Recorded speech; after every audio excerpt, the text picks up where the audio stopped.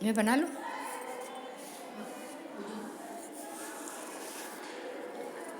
Hello बच्चों, good afternoon. देखिए, अभी हम कर रहे हैं एक्सरसाइज 13.1 और हमारा चैप्टर है डायरेक्ट एंड इनवर्स प्रपोशंस। तो कल हमने प्रपोशन की प्रॉपर्टी और डायरेक्ट प्रपोशन क्या होता है वो देखा था। साथ में हमने इनवर्स प्रपोशन भी देखा था कि एक संख्या के बढ़ाने से दूसरी बढ़ती है तो वो डायरेक्ट प्रपोशन है, और एक के बढ़ाने से दूसरी चीज़ कम होती है तो वो इनवर्स प्रपोशन है। अब देखिए, हमने ये किया था क्वेश्चन नंबर 1 एक्सरसाइज 13 पॉइंट। हमको यहाँ पे दिया था कि किसी रेलवे स्टेशन पे कार पार्किंग के लिए ये चार्जेस हैं, तो क्या ये प्रपोशन में है। तो हमने देखा था इस तरह से सवाल में, देखो हमने देखा था x1/x2 इक्वल y1/y2 या फिर x1/y1 इक्वल x2/y2। इन दोनों में से कोई भी एक चीज़ हम लगा सकते हैं और इसके आधार पर हम देखते हैं कि क्या ये रेशो बराबर आ रहा है। तो हमने देखा था कि पहले वाला रेशो बराबर नहीं आया, तो हमने कहा था कि ये प्रपोशन में नहीं है। उसके बाद दूसरा वाला देखा था, वो भी इक्वल नहीं आया था, तो हमने कहा था ये भी प्रपोशन में नहीं है। और उसके बाद की दो संख्या x1/y1 का निकाल दिया था, x2/y2 का निकाल दिया था। अब उसके आगे का जो था वो आपको निकालना था x4/y4 के लिए x3/y3 के साथ। तो ये आपने निकाल लिया होगा। ये एक आपके लिए निकालने का छोड़ा था मैंने, और आपको बताना था कि ये प्रपोशन में है या नहीं है। तो ये दो तो नहीं थे और तीसरा वाला आपको बताना है। उसके बाद मैंने आपको कहा था कि क्वेश्चन नंबर 2 करने की कोशिश करना। अब देखिए, क्वेश्चन नंबर 2 हम पढ़ते हैं कि क्या है।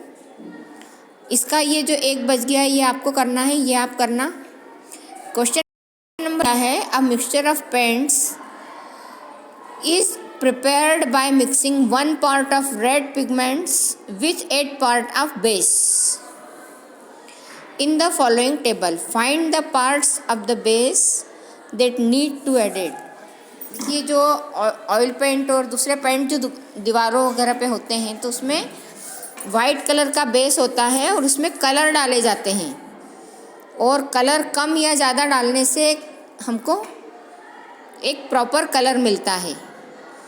तो इन्होंने यहाँ पे जो कलर तैयार कर रहे हैं वो 8 पार्ट जब वो उसका लेते हैं बेस का, बेस मतलब जो वाइट होता है, उसके अंदर एक भाग लगाते हैं वो रेड कलर का, और तब जो कलर तैयार होता है उसी रेशो का कलर उनको तैयार करना है। तो हर बार वो 1 पार्ट 8 नहीं लेके उसको सीधा कई गुना करके ज़्यादा मात्रा में बना सकते हैं।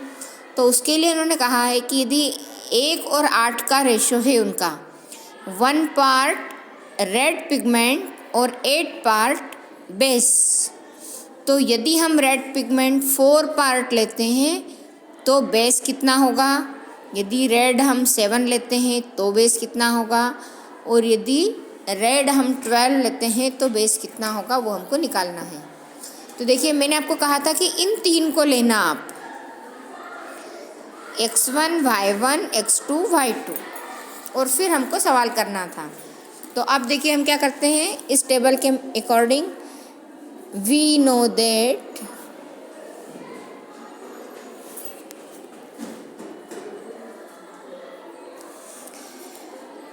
x1/y1 इक्वल है x2/y2 के। अब हमारी जो टेबल है उसमें x1 क्या है, x1 हमने लिया है 1, y1 हमने लिया है 8, x2 हमने लिया है 4, और y2 हमको फाइंड करना है। तो ये हो जाएगा 1/8 इक्वल 4/y2। y2 को हम यहाँ ले जाएंगे क्रॉस मल्टीप्लिकेशन से, तो हो जाएगा y2, और हो जाएगा 4/4 ये वाला 1 यहाँ आ गया 1, और ये 8 का 4 में मल्टीप्लाई हो जाएगा तो 8 ऊपर चला जाएगा। तो y2 हमारे पास आ जाएगा 8 4 जा 32। ठीक है, तो ये y2 निकला। अब अगली संख्या आपको दी है 7 और यहाँ पे आ जाएगा y3। तो अब हम क्या कर रहे हैं, x3 की जगह 7 और y3 हमको फाइंड करना है। तो फिर से हम इसी को आगे लेंगे, क्या करेंगे, x2 upon y2 equal x3 upon y3। तो x2 हमारे पास है 4, y2 हमारे पास आया है 32, x3 हमारे पास है 7 और y3 हमको फाइंड करना है। वही प्रोसेस करेंगे हम इसमें। y3 को यहाँ लेके आए तो जाएगा y3 7 इंटू 32 अपॉन 4। जो हमने यहाँ ऊपर किया था वही नीचे करेंगे। अब इसमें से जो कैंसिल हो सकता है उसको कैंसिल कर देंगे। 4 से थर्टी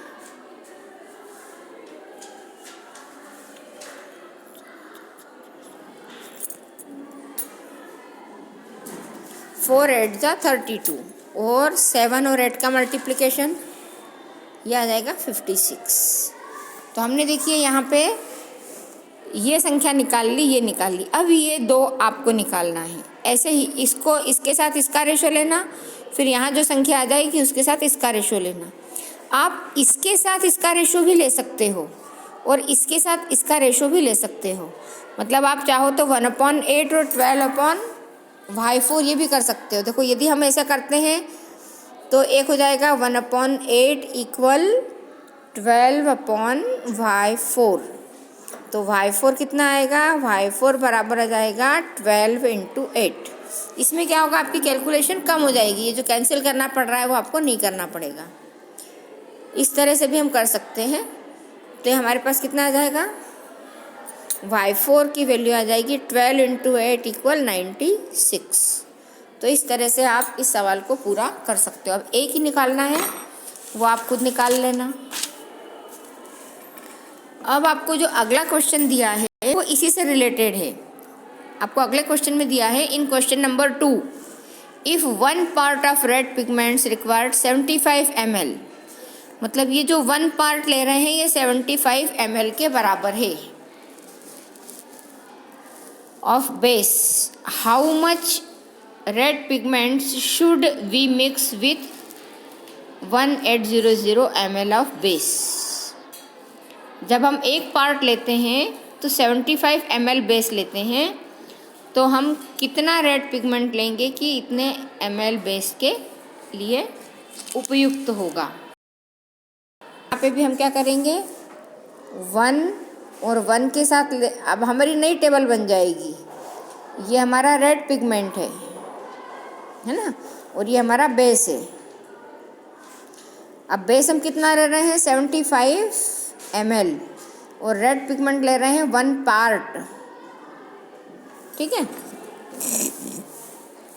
अब यदि 1 और 75 ले रहे हैं तो यहाँ पे उन्होंने कहा है कि 1800 ml इतना जब हम बेस लेते हैं तो यहाँ पे हमको कितना रेड लेना पड़ेगा। तो इसको हम क्या कहेंगे, x1, इसको हम कहेंगे y1, ये है x2 और ये y2। हमको x2 फाइंड करना है। तो वही हमारा फार्मूला रहेगा। यहाँ पे आप लिखोगे वी नो दैट। ये है question number 3। x1 upon y1 equal y2। x1 कितना है 1, उसके बाद में y1 है हमारा 75 इक्वल x2 कितना है हमको फाइंड करना है, और y2 है 1800। ठीक है। अब हम क्या करेंगे, इसको इधर ले आएंगे, x2 को यहीं रख के, या हम इसको ऐसा भी लिख सकते हैं, x2 बराबर हो जाएगा 1800 अपॉन 75। मतलब हम क्या कर रहे हैं, इसको यहाँ ले आए तो ये x2 बराबर है 1800 अपॉन 75। तो हमने इसको इधर का इधर लिख दिया, इधर का इधर लिख दिया। ऐसा हम कर सकते हैं। अब इसको जब हम कैंसिल करेंगे तो मान लो हमने 5 से कैंसिल किया तो 5 1 जा 5 और 5 5 जा, और इसको 5 से कैंसिल किया तो 5 3 जा 15 और यहाँ बचेगा कितना 3। तो 5 6 जा 30 और एक 0। अब 15 से इसको कैंसिल करेंगे, 15 वन जा 15, 15 टू जा 30, 6 बचेगा, और 15 फोर जा 60। तो x2 बराबर आया है 24 part of red pigment. Red pigment या उसको रेड कलर भी लिख सकते हो आप।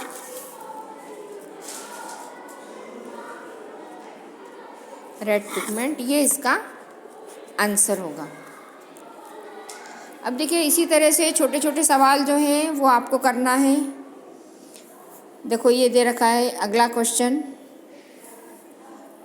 अ machine in a soft drink factory fills 840 bottles in 6 hours. How many bottles will it fill in 5 hours? 6 घंटे में इतनी भरती है तो 5 घंटे में कितनी भरेगी? तो हम क्या करेंगे, इनका रेशो बनाएंगे। अब हम इसमें x1 y1 देखेंगे कि क्या क्या है। ये है हमारा क्वेश्चन नंबर 4। अब देखिए x1 यदि हम लेते हैं आवर को, तो एक ऐसी टेबल बना लेते हैं तो आपको समझने में अच्छा रहेगा। यहाँ पे हम क्या कर रहे हैं, आवर लिख रहे हैं, और यहाँ पे हम क्या लिख रहे हैं, बॉटल। तो आवर कितने हो रहे हैं, 5 आवर और 6 आवर। 5 आवर में वो भरते हैं बॉटल 840, तो 6 आवर में कितनी? तो ये वाला हो जाएगा हमारा x1, ये हो जाएगा y1, ये हो जाएगा x2, ये, और रेशो हमारा क्या रहता है, x1 upon y1 equal x2 upon y2। We know that, है ना। अब x1 की जगह हम लिखेंगे 5 अपॉन 840 इक्वल 6 अपॉन y2। इससे हल करेंगे तो y2 जाएगा इस तरफ, और 5 को हम इसकी जगह ले लेते हैं तो हमारी एक स्टेप बच जाती है। तो हमने क्या किया, वैसे देखा जाए तो हम यहाँ पे 5 लिखेंगे और इन दोनों का मल्टीप्लाई करेंगे तो आ जाएगा 840 इंटू 6। और उसकी अगली स्टेप में हम क्या करते हैं, अभी हमारे पास क्या है, 5y2 बराबर है 840 इंटू 6 के। अगली स्टेप में इस 5 को यहाँ से हटा के हम लिख देते हैं यहाँ, और फिर हम इसको हल करते हैं। अब देखिए 5 से इसको कहें 5 1 जा 5, तो बचेगा 3 और 4 हो जाएगा, तो 5 6 जा 30, बचेगा 4, तो 5 8 जा 40। इस 168 में 6 से मल्टीप्लाई करेंगे हम। 8 6 जा 48 का 8 कैरी किया 4, 6 6 जा 36, 36 और 4 कितना हो जाएगा, 40 का 0 कैरी 4, और 6 1 जा 6 और 4 10। तो अब हमारा आंसर ये होगा कि 6 घंटे में इन 6 आवर कितनी बॉटल भरी जाएगी, 1008 बॉटल। इतनी बॉटल्स भरी जा सकेगी। आप नीचे जा रहे हो? ठीक है, नहीं, मैं बाहर भी नहीं जा रही, मैंने करा नहीं साइन। अच्छा, मैं साइन कराने गई ना तो बिना बोली सबको बोल देना जिसने साइन नहीं कराई है साइन करा ले।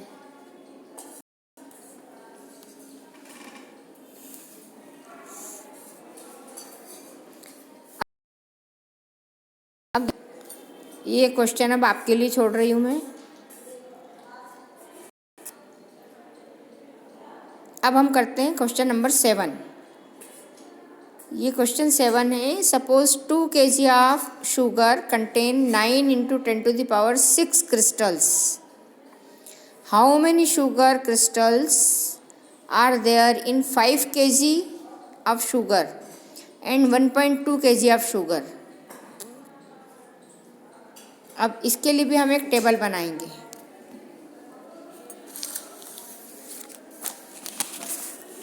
इसमें टेबल क्या होगी हमारी, यहाँ पे हम लिखेंगे केजी, कितने किलो शक्कर ले रहे हैं, और यहाँ लिखेंगे क्रिस्टल कि 1 किलो में कितने क्रिस्टल हैं।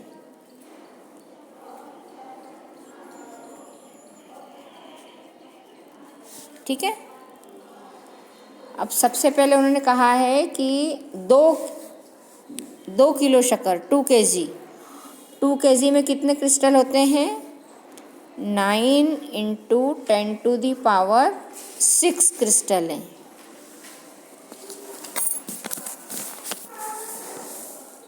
तो फिर 5 केजी, ये तो आपको निकालना है। और फिर 1.2 केजी में कितने होंगे, ये भी आपको निकालना है।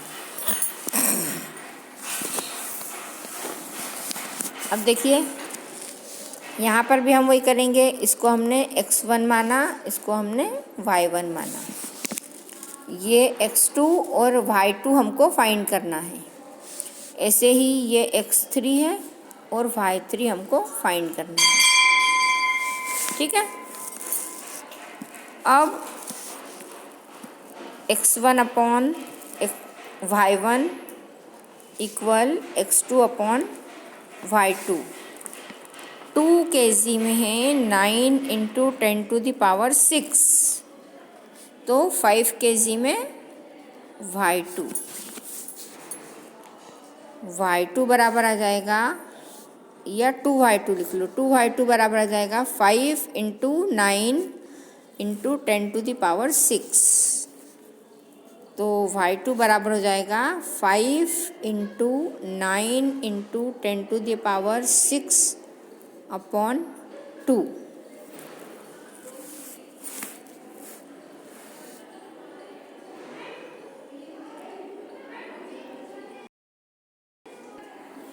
ठीक है। ये हो जाएगा 9 × 5 = 45/2 × 10⁶। इसको हम और हल करके लिख सकते हैं। 45 को 2 से डिवाइड किया तो 2 × 2 = 4, फिर से 2 × 2 = 4 और 0.5। इसको जब हमने डिवाइड किया तो ये आ जाएगा 2 × 2 = 4, 2 × 2 = 4, 0.5 × 10⁶। अब ऐसे ही हम 1.2 के लिए निकालेंगे तो क्या हो जाएगा, यही फार्मूला फिर से लगाएंगे, यही वाला फार्मूला। और अब हमारे पास हो जाएगा 2/9 × 10⁶ इक्वल, मतलब एक आंसर तो हमको यहाँ पे मिल गया। दूसरे आंसर के लिए दूसरे में हमको क्या दे रखा है, ये 1.2, तो 1.2/y3 इक्वल हो जाएगा 1.2 × 9 × 10⁶/2। अब यहाँ पे भी हम इसका मल्टीप्लाई करेंगे और लिख देंगे तो इसका आंसर आ जाएगा। तो इस तरह से आपको ये करना है हल। तो आप ये एक्सरसाइज पूरी करो। ये इतने सवाल हमने किए हैं, तो कल हम इसके आगे का सीखेंगे। और आप लोग सवाल समझ में आ रहे हैं या नहीं आ रहे हैं बताओ, और अपनी कॉपी की फ़ोटो खींच के भेजो। देखो अपन ने इतने क्वेश्चन कर लिए हैं यहाँ तक के। अब इसके आगे 2 क्वेश्चन आपके लिए छोड़ रही हूँ मैं, ये क्वेश्चन आपको करना है।